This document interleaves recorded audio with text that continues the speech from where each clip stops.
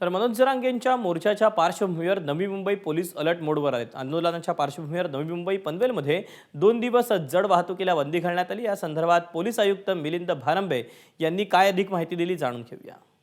महाराष्ट्रातून लाखोच्या संख्येने निघालेला मराठा क्रांती मोर्चा उद्या रात्री नवी मुंबईमध्ये पोहोचणार आहे आणि लाखोच्या संख्येने हजारोच्या संख्येने वाहने असल्यामुळे नवी मुंबईमध्ये प्रशासनाने काय सुविधा केलंय या संदर्भात आपण आयुक्त आहेत, पोलीस कमिशनर आहेत, आपण त्यांच्याशी बोलूया। सर, काय म्हणाल, कशा पद्धतीची आपण सुविधा केलेली आहे? उद्या दुपारनंतर साधारणतः हा मराठा मोर्चा पनवेलकडून नवी मुंबईमध्ये प्रवेश करेल आहे। आयोजकांच्या सांगण्याप्रमाणे पनवेल साईडला त्यांचे लंचचे फूड पॅकेट्स ते वितरण करणार आहेत आणि रात्रीचा मुक्काम हा APMC मार्केटमध्ये त्यांनी नियोजलेला आहे।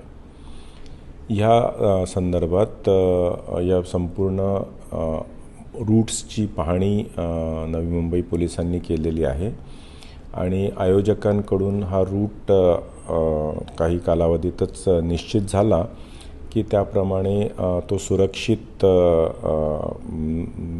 दृष्ट्या नवी मुंबई पोलीसचं पूर्ण डिप्लॉयमेंट त्या रूटभोवती आणि आजूबाजूच्या परिसरामध्ये सुद्धा होणार आहे। जी हेवी वाहतूक आहे कंटेनर्सची JNPT आणि टू अँड फ्रो, तर ती मात्र उद्या आणि परवा 2 दिवस बंद असेल आहे आणि ऑल्टरनेटिव्ह रूट्स पण काढलेले आहेत इमर्जन्सी ॲम्ब्युलन्स मूव्हमेंटसाठी वगैरे।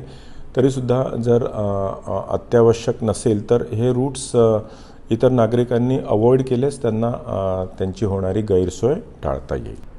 विनायक पाटील, ABP माझा, नवी मुंबई। ABP माझा, उघडा डोळे बघा नीट।